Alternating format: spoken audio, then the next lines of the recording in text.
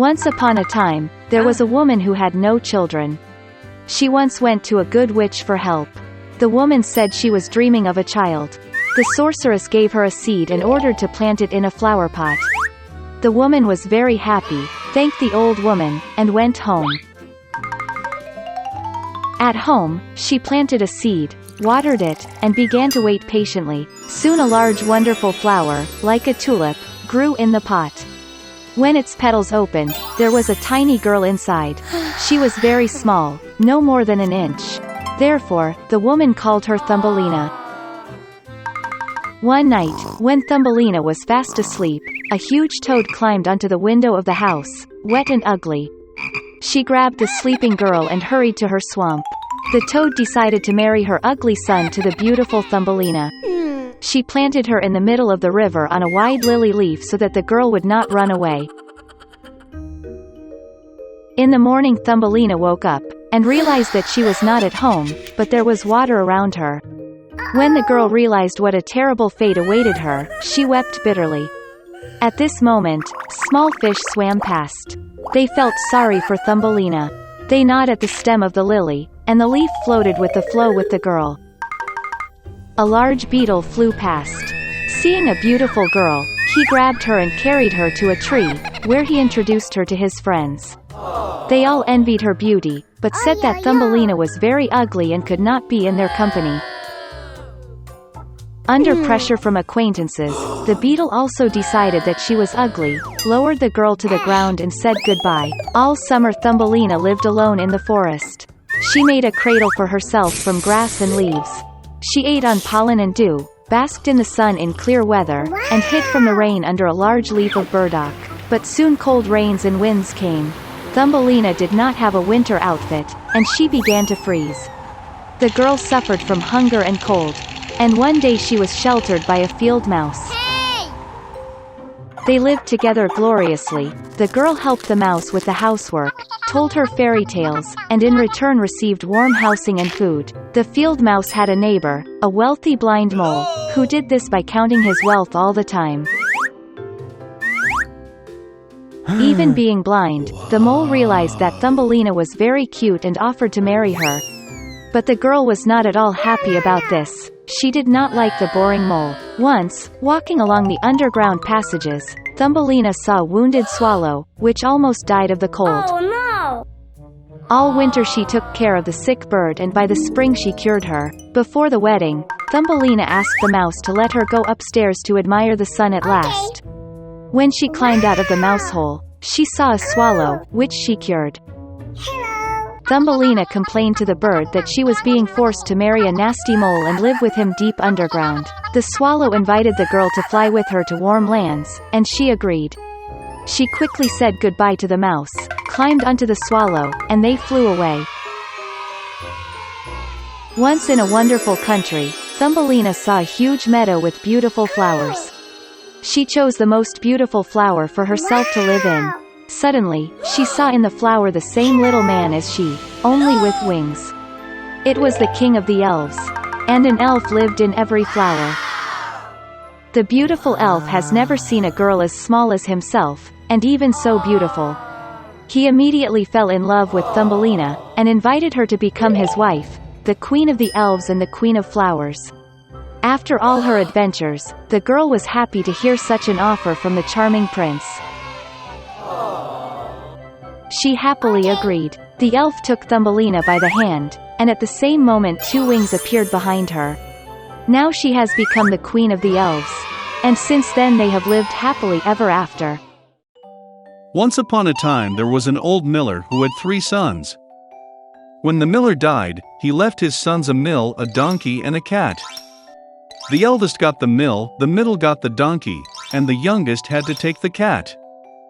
The older brothers laughed at him, but the cat promised that he would make his younger brother rich if he gave him a pair of boots and a bag. The owner was surprised, but fulfilled the cat's request. The cat immediately pulled on his boots on his hind legs, poured oats into the sack, threw it over his shoulders, and went hunting. In the forest, he opened the bag, threw it on the ground, and hid himself in the thickets. He didn't have to wait long. A curious hare galloped to the sack and climbed into it to feast on oats.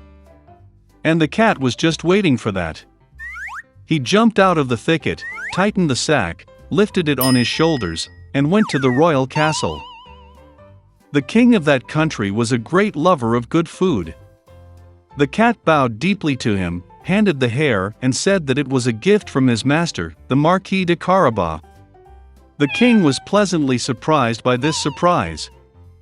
The cat bowed like a real nobleman and hit the road. The next day he went hunting with the sack again. This time he managed to catch 2 fat partridges. The king was delighted to see another pleasant gift. For several weeks in a row, the cat continued to wear partridges and hares to the king. But he did not say anything about this to his hungry and emaciated owner. Once the cat saw a princess in the palace. She was very beautiful. The cat realized that she would be a wonderful wife for his master. And so the king wanted to finally meet the Marquis. The cat replied that they could find him tomorrow for a walk where the mills were. And he himself ran at full speed to the mill. Seeing the owner, the cat said that tomorrow he will need to swim in the river, and then his life will change. The next morning, as soon as he got into the water, the cat grabbed his clothes and hid them in the bushes. At that moment the royal carriage appeared on the road. The cat jumped out onto the road and shouted at the top of his lungs, "Save me! Help! The Marquis de Carabas is drowning!" Hearing this, the king ordered to pull the Marquis out of the water. The miller's son got very frightened when 2 guards began to drag him out of the river, where he was basking in warm water. The king ordered to bring him his silk attire. The miller's son initially refused, but he liked the gold-embroidered clothes so much that he gladly put on the royal outfit. The king invited him to the carriage, where the beautiful princess was sitting. The miller's son was dumbfounded, but without further ado got into the carriage. A minute later, the carriage rolled on through the fields and meadows that belonged to the giant cannibal who lived in a huge castle. The cat wasted no time, and what was the spirit rushed ahead of the carriage towards the meadow, where the reapers were working in the sweat of their brow. He asked them to say that these fields belonged to the Marquis de Carabas, otherwise the evil cannibal will eat them. Before the astonished reapers could reply, the king's carriage pulled up. And when the king asked whose meadows they were, they answered in a friendly chorus that these fields belonged to the Marquis de Carabas. Meanwhile, the cat went straight to the man-eater's castle. With feline dexterity, he jumped over the stone wall and made his way into the castle. The cannibal was sitting at a large table laden with various dishes. Seeing the Puss in Boots, he was greatly surprised at such impudence. The cat began to tease the giant and said that he could not turn into a lion. Before the cat had time to utter these words, the cannibal turned into a huge lion with a shaggy mane. The cat's soul went into his boots from fear, but he overcame it and said that the cannibal could never turn into a mouse. The terrible lion disappeared, and a small mouse appeared in its place. And that was all the cat needed. In the blink of an eye he caught up with the mouse, caught it and ate it. At this very time, the royal carriage drove into the castle courtyard.